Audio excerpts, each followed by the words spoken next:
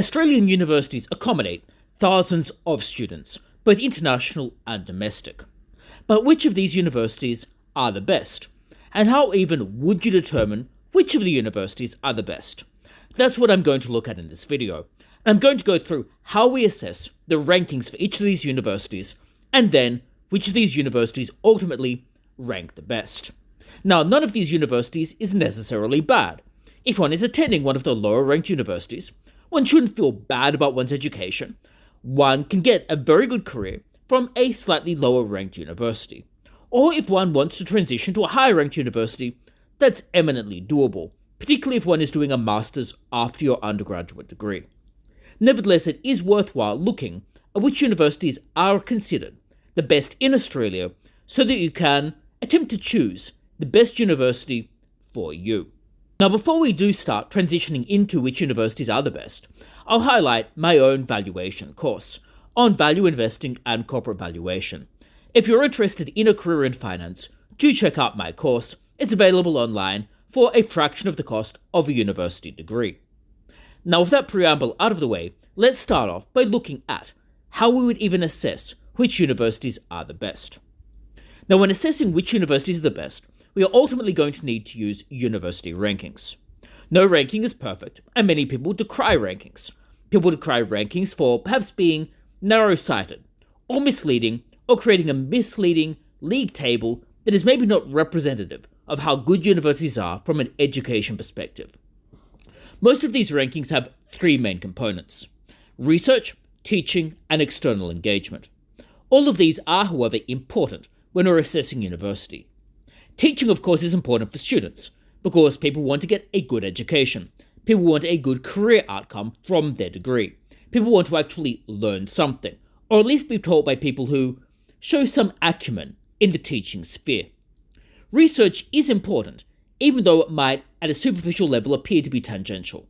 It's important because researchers who are more accomplished are going to be more likely to be able to distinguish the wheat from the chaff as far as outputs and research and assessments go.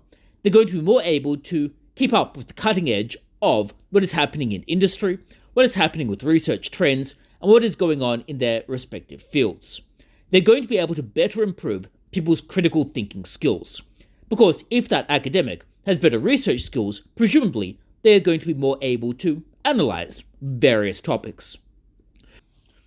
Furthermore, research is important to the university's position within society. While lower-ranked research might not really accomplish very much in a practical sense, research that is higher impact, appearing in top-tier journals, oftentimes has significant impacts on industry, on policy, or on general practice. External engagement is also important. This will come in the form of things such as research income from industry, or external income from government bodies. Regardless, it shows how practical the university might be, how outward-looking it is, and furthermore, for a student's perspective, it's going to tell you how integrated that university is within society, which is then going to lead on to how much that degree is going to help you in terms of external recognition, i.e., will recruiters or companies be able to recognize this university and appreciate this university when you are going out into the job market. So, now that we've seen the general way in which universities might be ranked, we consider which are the main ranking bodies that we can look at when assessing these universities. Well, the main ranking bodies are basically going to be the Times Higher Education Ranking, the QS Ranking, the ARWU, and the US News Ranking. These are going to be the four primary rankings. That's not to say they're the only rankings. There are myriad rankings out there. These rankings might all be specific. So, for example, the Leiden ranking focuses on research. These research rankings are important. However, they are often very specific, and I'm going to leave those to one side. Rather, I'm going to focus on these big four rankings.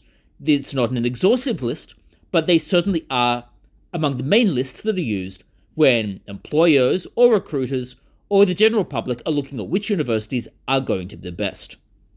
These rankings have common themes.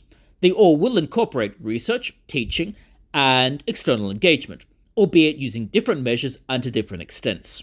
For example, some of them will look at research output or research citations.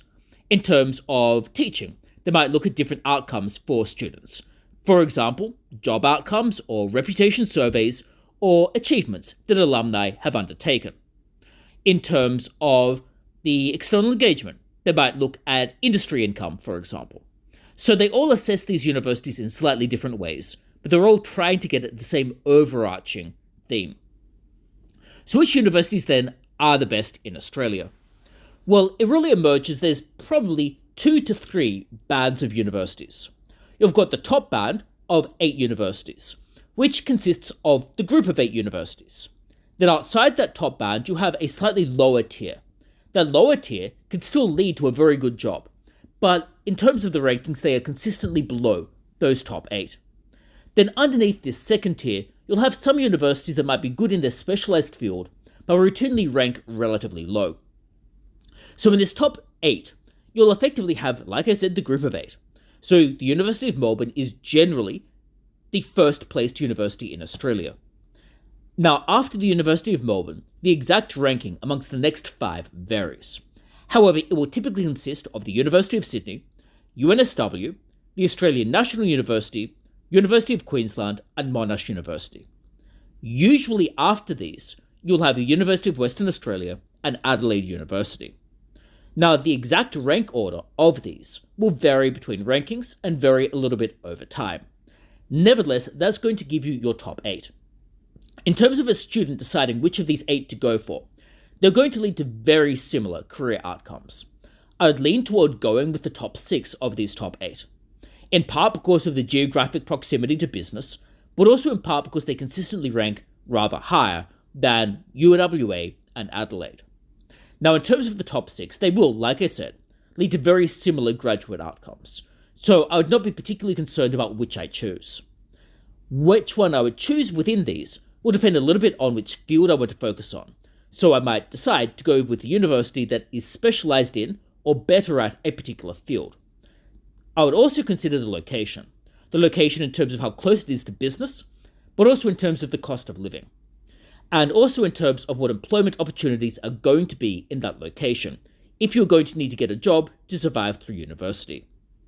So those are some of the considerations, but in general terms, that top 6 is going to lead to very similar outcomes for you.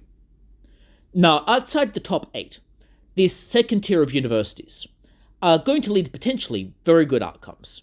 They're all going to have very similar outcomes in terms of permanent residency. Of course, you would need to consult with a solicitor or with an agent in order to fully appraise yourself of the permanent residency implications. Nevertheless, they'll lead to similar job outcomes. It might be slightly more difficult to get a top tier outcome from one of these second universities, the second batch of universities. However, it is not insurmountable, and many of them can lead to very good jobs. UTS and Macquarie, for example, oftentimes have very good career outcomes. And in many of these universities, they'll lead to good quality education. And if you are dissatisfied with any of these universities, you could, of course, do a postgraduate degree afterwards in order to perhaps improve your skills or increase your skills, or perhaps try to transition into a university that is otherwise slightly higher ranked if you regard that as being important to your career. Regardless, the second batch of universities is still very good. Below this second batch of universities, and it is a little bit vague as to where this batch ends, but you're basically looking at the next 8 or so universities being in that second batch. Below that, you are going to have a degree of variation. There'll be quite a lot of volatility in terms of the quality of education and the quality of research at these institutions. Now, the big issues that might arise are, will these institutions offer a degree of the requisite quality for you? How will they count for permanent residency if that's important to you? Are they sensitive to a market downturn? Because many of the universities toward the bottom of this list are going to be more sensitive to volatility in terms of student enrollments, and therefore might be more likely to be suffering from an economic downturn. That's something you will need to consider, because if they suffer in an economic downturn, that might restrict what types of facilities and services they can offer. Other than that, you want to consider if they are really specialized, and for some of these, they might be very good within particular niches. For example, University of New England, which oftentimes is ranking close toward the bottom of this list. It's usually very good at things such as veterinary science, and to some extent, the biological sciences more generally.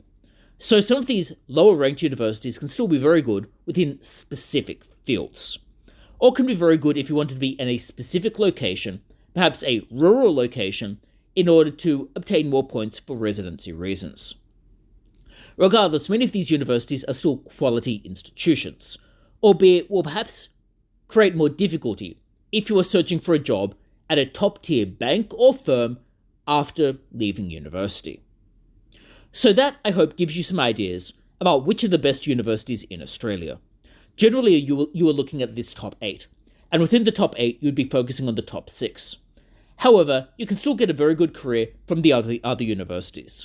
And if you were disappointed after your first degree, you would be able to readily and easily improve upon it with a postgraduate qualification, which might take as little as a year to get done. That might add to expense, but you will still get a master's, which is going to help you in the career prospects regardless. So I hope that has given you some idea about the top universities in Australia. If you think I have missed anything, or if you have any thoughts about which universities rank the best, do let me know that in the comments below, because I would be interested to hear your thoughts as well. Otherwise, do check out my course on corporate valuation and value investing, and it would be great if you like this video and subscribe to the channel. And I do very much hope to see you for future videos as well.